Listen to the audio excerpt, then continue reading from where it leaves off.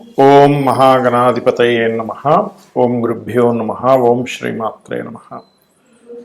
అరుణాం కరుణాతరంగితాక్షీం ధృతపాశాంకుశపుష్పబాణచాపాం అనిమాదివిరావృతాం మయూకైః అహమిత్యేవ విభావయే భవానీం. శ్రీమాత్రే నమః. ఈ నవంబర్ మాసంలో పర్టికులర్గా రెండు గ్రహాలు కలిసి ఉంటున్నాయి. అందులో ఒకటి మీనరాశిలో రాహు ఉండగా, మనకి కుంభరాశిలో రాహు ఉండగా మీనరాశిలో ఉండేటువంటి శని రాహుతో కలుస్తున్నాడు. అంటే కుంభంలో రాహువు, సింహంలో కేతు ఉన్నాడు. అయితే ఇక్కడ మీనం రాశిలో ఉండేటువంటి శని వక్రించి రాహువుని కలవడం చూడడానికి వేరువేరుగా ఉన్నట్టు ఉంటుంది, కానీ వక్రించినప్పుడు దాని ఎనర్జీ వెనక రాశుల మీద, కుంభరాశి మీద పడుతూ ఉంటుంది శని యొక్క ఎనర్జీ. సో ఆ రెండు గ్రహాలు. అలాగే మనకి ఈ నెల బుధుడు కుజుడు కలిసి వృశ్చికంలోని, మరియు అదేవిధంగా రవి శుక్రుడు కలిసి తులారాశిలోని, మరింత కొంతకాలం తర్వాత ఈ బుధుడు శుక్రుడు కలిసి మరలా తులారాశిలో, ఇలా రెండు ప్లానెట్స్, రెండు శుభగ్రహాలు ఒకసారి నీచభంగ రాజయోగం కలవడము, మరొకసారి అగ్రెసివ్ ఇచ్చేటువంటి ప్లానెట్, బుద్ధికి సంబంధించిన ప్లానెట్ రెండు కలవడం. ఈ డిఫరెంట్ కాంబినేషన్స్ వల్ల ద్వాదశ లగ్నాల వారికి, లగ్నాలు తెలియని వారు రాసి చూసుకోవచ్చు, వీరికి ఏ విధమైనటువంటి ఫలితములు జరగనున్నాయి, ఏ విషయాల పట్ల జాగ్రత్త వహించాలి అని చెప్పి చూసుకున్నట్లయితే, అయితే ఈ విషయాలు చెప్తుందో నేనైనప్పటికీ కూడా చెప్పేస్తుంది సాక్షాత్ లలిత అమ్మవారిగా భావిస్తూ ఒక్కొక్క విషయం మనం తెలుసుకుందాం. కర్కాటకం వారికి కనుక చూసుకున్నట్లయితే ప్రధానంగా ఇక్కడ కర్కాటక రాశి లేదా కర్కాటక లగ్నము అనుకోండి, మీకు అష్టమంలో రాహు ఉంటూ శనొచ్చి అక్కడ ఒక 2 ప్లానెట్స్ యొక్క ఎనర్జీస్ కనెక్ట్ అవుతున్నాయి. కాబట్టి ఎట్టి పరిస్థితుల్లో కూడా వాహనాల మీద వెళ్ళేటప్పుడు కాస్త జాగ్రత్తగా ఉండండి. తాతగారి ఆస్తికి సంబంధించినటువంటి అంశంలో ఏమైనా మోసపూరితమైనవి ఏమైనా జరగబోతున్నాయా అనేటువంటి అంశాన్ని గుర్తుపెట్టుకోండి. అంటే కొంచెం అబ్జర్వేషన్లో ఉండండి, అది ప్రధానంగా. బికాజ్ ఆఫ్ మీకు 2వ స్థానంలో, ధనస్థానంలో కేతు ఉన్నాడు. సో కుటుంబ సభ్యులతో దూరంగా ఉండే ఇట్లాంటివి ఇస్తూ ఉంటుంది. అయితే ఇక్కడ మనం 2 ప్లానెట్స్ కాంబినేషన్స్ గురించి మాట్లాడుకుంటున్నాం కాబట్టి ఫ్రెండ్స్, షేర్ మార్కెట్, అలాగే సినిమా ఫీల్డ్కి సంబంధించిన, క్రియేటివ్ రిలేటెడ్ సంబంధించిన వాటికి కారక స్థానం పంచమం. అక్కడ మీకు కుజుడు బుధుడు కనెక్ట్ అయి ఉన్నాడు. కాబట్టి ఒక్కొక్కసారి షేర్ మార్కెట్ చేసేవాళ్ళు అగ్రెసివ్గా చేస్తూ ఉంటారు. షేర్ మార్కెట్ అంటే రివెంజ్ ట్రేడ్ ఏదో అంటూ ఉంటారు. రివెంజ్ తీర్చుకోవడానికి అన్నట్టుగా ట్రేడ్ చేసేస్తుంటారు. అది పొరపాటున కూడా అటువంటి తప్పిదాలు చేయకండి కర్కాటకం వారు. ఫ్రెండ్స్, అలాగే ఒక్కొక్కసారి ఎవరైనా మనం ఇష్టపడి వాళ్ళకి ప్రపోజ్ చేస్తే వాళ్ళు రిజెక్ట్ చేస్తూ ఉంటారు, వాటి వల్ల గొడవలు వస్తూ ఉంటాయి. సో స్నేహితులు అండ్ అదేవిధంగా షేర్ మార్కెట్, లవ్ మ్యాటర్స్ విషయంలో, సంతానానికి సంబంధించిన అంశంలో ఏదైనా ఒక నిర్ణయం తీసుకునేటప్పుడు జాగ్రత్తగా ఉండండి. బికాజ్ ఆఫ్ మీకు ఈ 2 గ్రహాలు కుజుడు బుధుడు పంచమంలో కలిసి ఉన్నారు కాబట్టి.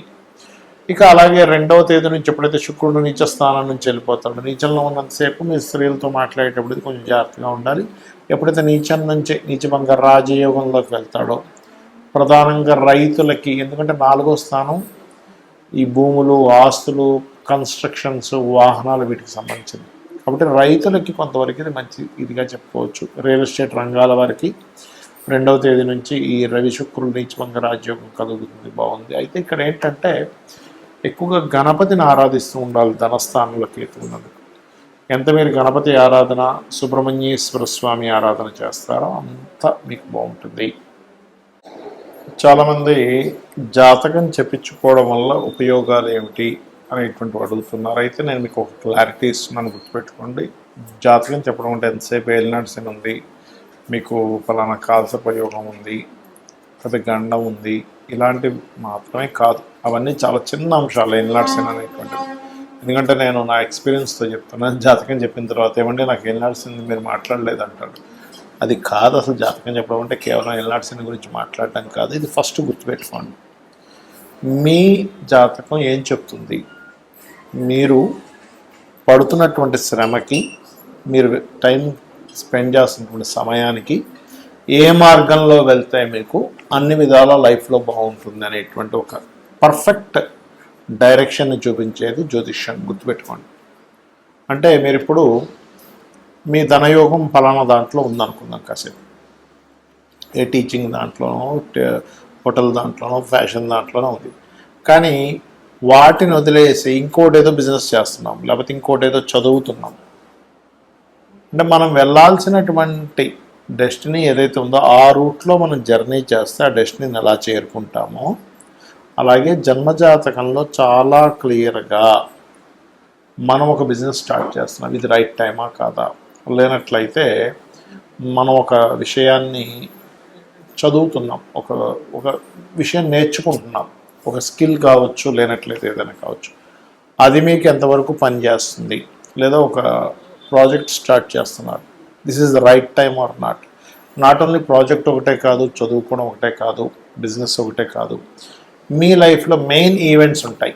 అంటే ఎలాంటివి, మ్యారేజ్.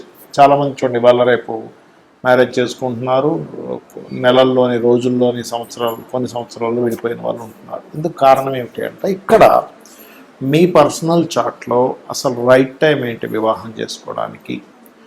ఇక్కడ జరుగుతుంది ఏంటంటే ముహూర్తం పెట్టుకున్నప్పటికీ కూడా బ్రహ్మాండమైన ముహూర్తం అన్నారండి అందరూ, చాలా వివాహాలు జరిగాయి కానీ విడాకులు అయిపోతున్నాయి. ఎందుకు అంటే బికాజ్ ఆఫ్ ముహూర్త బలం కొంతవరకు పనిచేస్తుంది, కానీ మీ పర్సనల్ చార్ట్లో మీరు ఎప్పుడు వివాహం చేసుకుంటే మంచిది అనేటువంటి చాలా స్పష్టంగా ఉంటుంది. 7th లార్డ్ అంటే 7వ అధిపతి, మీకు పార్ట్నర్ని ఇచ్చేటువంటి గ్రహం, సప్తమాధిపతి సప్తమాన్ని ఇచ్చేటువంటి పోర్ట్ఫోలియో. ఆ ప్లానెట్ ఉండే సిచ్యువేషన్ ఏంటి, కండిషన్ ఏంటి చూడాలి. అంటే దాన్ని బట్టి ఏంటి మీకు ఎటువంటి జీవిత భాగస్వామ్యం వస్తారు అనేది అది చెప్తుంది. అలాగే ఆ జీవిత భాగస్వామిని మీరు లైఫ్లోకి ఎప్పుడు తెచ్చుకోవాలి. జన్మజాతకంలో వెరీ క్లియర్గా మనకి ప్రతి ఒక్కరికి కూడా లైఫ్లో 3 నుంచి 5 సార్లు వస్తుంది అవకాశం, వివాహం చేసుకునే అవకాశం. అయితే ఇందులో మీరు గనక రాంగ్ స్టెప్ వేసి అది ఇచ్చేటువంటి ప్లానెట్ ఇచ్చేటువంటి సమయంలో తీసుకోకుండా ముందుగా కానీ లేకపోతే లేట్గా కానీ తీసుకుంటే అది ఆ రిజల్ట్ ఇవ్వదు. సరిగ్గా గుర్తుపెట్టుకోండి. అంటే అక్కడ నెగటివ్ ఎఫెక్ట్ ఉండేటువంటి నెగటివ్ ట్రిగర్ అయ్యేటువంటి సమయంలో కనుక మీరు వివాహం చేసుకున్నారు, అదే నెగటివ్ ట్రిగర్ అయ్యే సమయంలో చేసుకున్నారు. అంటే చిన్న ఎగ్జాంపుల్ చెప్తా. మీ ఇంట్లో ఒక మంచి చెట్టు ఉంది, మామిడి చెట్టు అనుకోండి, సీతాఫలం చెట్టు అనుకోండి, ఏదో ఒక చెట్టు, పళ్ళనిచ్చేటువంటి చెట్టు. అది ఇంకా పిందె సమయంలో ఉన్నప్పుడే మీరు తెంపేసి దాన్ని మామిడి పండులా తిందామంటే కుదరదు, పుల్లగా ఉంటుంది.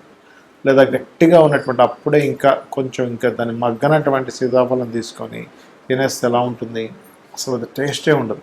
కానీ అదే సరిగ్గా మగ్గినటువంటి సమయంలో కనుక మీరు తీసుకుంటే ఆ యొక్క ఫలం యొక్క రసాన్ని మీరు ఆస్వాదించగలుగుతారు. అలాగే లైఫ్లో మీరు ఎప్పుడు ఎటువంటి డెసిషన్స్ తీసుకోవాలన్నా, ఒక విదేశానికి వెళ్ళాలన్నా, లేదా లైఫ్ పార్ట్నర్ని తెచ్చుకోవాలన్నా, ఒక ఇన్వెస్ట్మెంట్స్ చేయాలన్నా, లేనట్లయితే మీ యొక్క తత్వాన్ని ఇప్పుడు చూడండి, కొంతమందికి ఒక లగ్నంలో పుడతారు. ఆ లగ్నానికి ఉదాహరణకి మిథున లగ్నమే అనుకుందాం. మిథున లగ్నంలో జన్మించిన వారు ఎంతసేపు కూల్గా, ఒక కాన్సన్ట్రేటెడ్గా, లేనట్లయితే ఒక తెలివిగా వాళ్ళు ఉంటే వాళ్ళ లైఫ్కి తిరిగి ఉండదు. అలా కాకుండా కొంచెం అగ్రెసివ్ వైపు వాళ్ళు వెళ్ళారు అంటే వాళ్ళ లైఫ్లో ఎక్కువ ఇబ్బందులు పడతారు. అది aggressive activity, any aggressive activity వల్ల.